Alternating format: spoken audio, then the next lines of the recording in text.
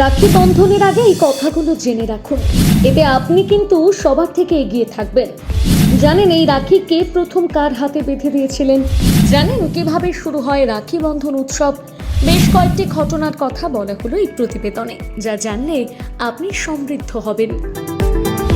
রাখি বন্ধন এই নামটা শুনলেই চোখের সামনে ভেসে ওঠে ভাই বোনের ভালোবাসার ছবি। একটি ছোট্ট সুতোয় বাঁধা থাকে হাজারো আবেগ, শ্রদ্ধা আর নির্ভরতার গল্প। আগামী 9ই অগস্ট শ্রাবণ পূর্ণিমার দিনে পালিত হবে এই বিশেষ উৎসব। শ্রাবণ মাসের পূর্ণিমা তিথিতে পালিত এই উৎসবের ইতিহাস কিন্তু শুধু ভাই বোনের সম্পর্ক নিয়ে নয়, বরং এর পেছনে লুকিয়ে আছে আরো অনেক অজানা কাহিনী। কিভাবে এই উৎসব শুরু হয়েছিল, পুরাণ আর ইতিহাসের উল্লেখই বা কিভাবে আছে, আসুন জেনে নিই সেই সব পৌরাণিক কাহিনীগুলো। মহাভারতের এক দারুণ কাহিনী থেকে এই প্রথার সূচনা বলে অনেকেই মনে করেন। একবার শিশুপালকে বধ করার জন্য কৃষ্ণ নিজের সুদর্শন চক্র ব্যবহার করেন।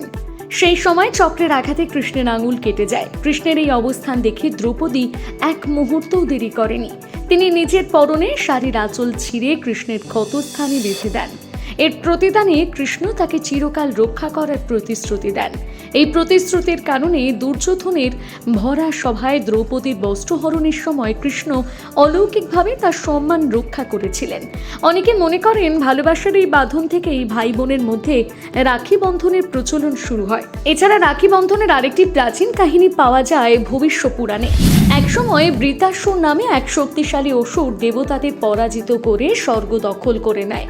বারবার চেষ্টা করেও দেবরাজ ইন্দ্র তাকে হারাতে পারছিলেন না। এই পরিস্থিতিতে ইন্দ্রাণী শচী অত্যন্ত ভয় পেয়ে যান।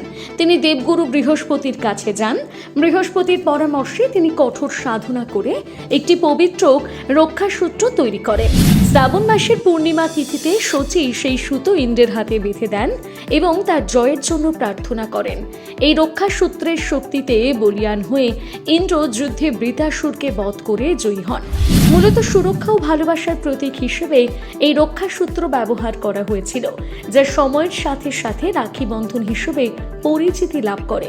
কিছু লোককথায় বলা হয় যমুনা তার ভাই যমের হাতে রাখি পরিয়েছিলেন। যম এর প্রতিদান হিসেবে বোনকে প্রতিশ্রুতি দেন যে তিনি সর্বদা তার সুরক্ষা করবেন।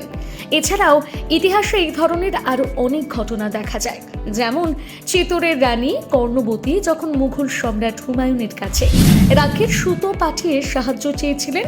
এইসব কাহিনী প্রমাণ করে যে রাখি বন্ধন শুধু একটি উৎসব নয়, এটি ভালোবাসা, পারস্পরিক নির্ভরতা এবং সুরক্ষার প্রতিশ্রুতির এক শক্তিশালী প্রতীক। এটি কেবল ভাই বোনেদের মধ্যে সীমাবদ্ধ নয়, বরং এই পবিত্র সুতোয় বাঁধা পড়ে প্রতিটি সম্পর্কের মর্যাদা ও গভীরতা।